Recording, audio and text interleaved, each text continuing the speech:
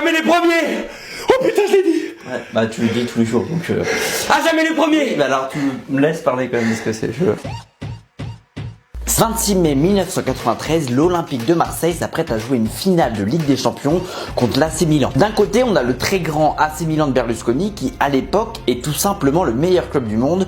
Ils sont champions d'Italie, champions d'Europe 2 fois sur les 4 dernières années. Et puis, ils ont une équipe de bâtards avec des joueurs exceptionnels. Il n'y a qu'à voir le classement du Ballon d'Or sur les 6 années précédentes pour voir que c'est du lourd. 1987, Gullit, joueur du Milan AC et sacré Ballon d'Or. 1988, Van Basten, attaquant du Milan AC et sacré Ballon d'Or. Et le podium est complété par ses 2 compatriotes néerlandais qui jouent aussi à Milan. 1989, Van Basten, encore lui, reçoit le trophée et encore une fois, le podium est complété par 2 de ses coéquipiers. 1991, Jean-Pierre Papin, joueur de l'OM, reçoit le Ballon d'Or, sauf qu'en 93, il a changé de camp et joue désormais pour Milan. Et enfin, 1992, Van Basten reçoit son 3e Ballon d'Or. Bon, en gros, il y a tous les meilleurs joueurs du monde qui jouent à Milan. Et quand tu joues contre eux à l'époque, vaut mieux être prêt mentalement à prendre une valise. T'es prêt à te prendre une valise? Ouais, je suis prêt, ouais. T'es sûr? Ouais. Ça va faire mal, hein? Non, mais je suis prêt, c'est dans la tête, c'est bon.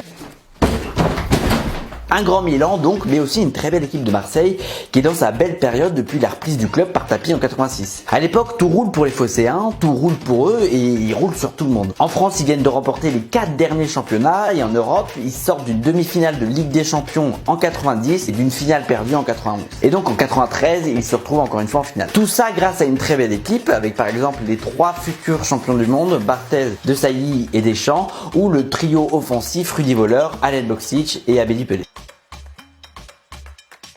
Très beau choc au sommet de l'Europe donc, mais sur papier, avantage à Milan quand même, qui est la meilleure équipe du monde et qui sort de 10 victoires en 10 matchs dans la compétition avec 23 buts marqués pour un seul encaissé. Pourtant la suite, on la connaît.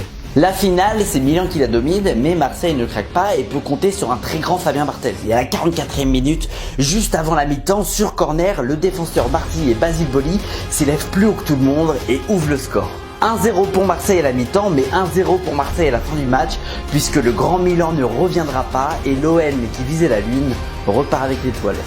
Très joli ce que je viens de dire. Vous voulez d'autres trucs jolis? Regardez-moi ces magnifiques affiches car y croire.